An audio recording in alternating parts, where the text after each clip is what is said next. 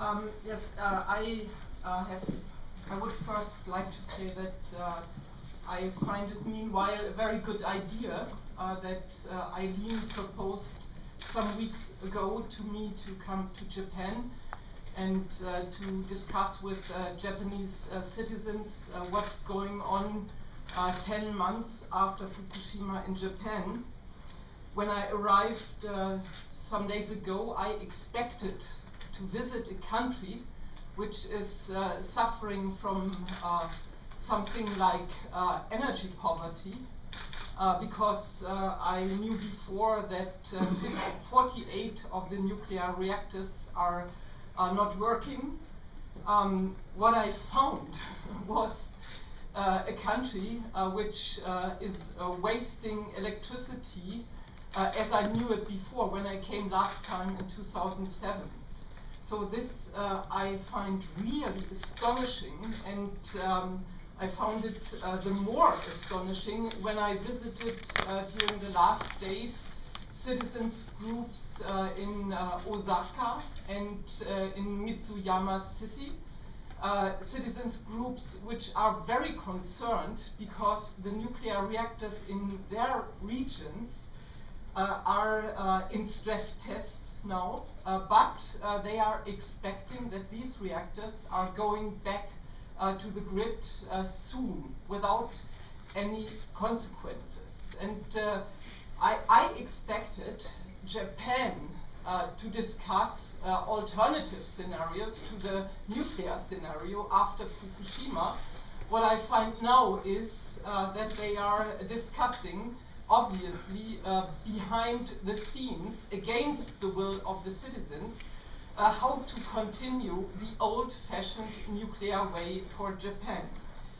Another surprise for me was I expected to get orientation about what food in Japan is recommended to eat after Fukushima. Because to my knowledge, Japan is concerning the level of radiation, is concerned by a situation which I would call a kind of post-nuclear war situation. The amount of cesium, as far as I can judge on it, the amount of cesium spread to the environment is around 106 times more than the Hiroshima bomb. So there is for sure a high amount of irradiated food in consumption, but nobody nowhere gets any orientation what's better to eat and what's worse to eat. So I accepted that the problems after Fukushima in this catastrophic situation to minimize the burdens for citizens, that these challenges were very high, but that still 10 months after Fukushima, the government is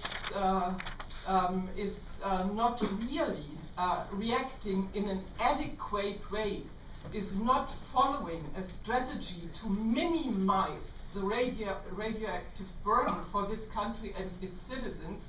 This is, for me, a very, very bad experience from the last days. To finish, I would at this point like to mention the role of the European stress tests. This was the reason, the original reason for my tour through Japan. Europe has a lot to export, especially my country, Germany, could export in this special situation all the competences, knowledges about energy revolution, renewable energy strategies, efficiency strategies.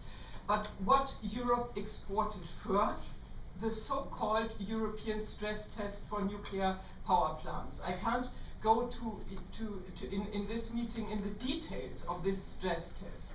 Let me only say this: if this stress test would have taken place in Fukushima 5 months before the accident, the outcome of the stress test would have been quite clear. The plant would have been regarded as a safe plant. And the stress test is a charade.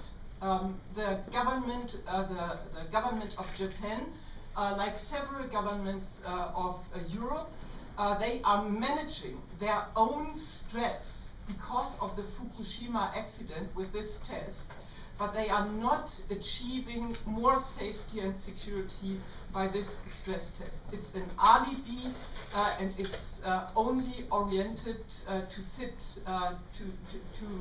overcome this situation where citizens are very skeptical against nuclear power and losing trust in governments and companies like TEPCO.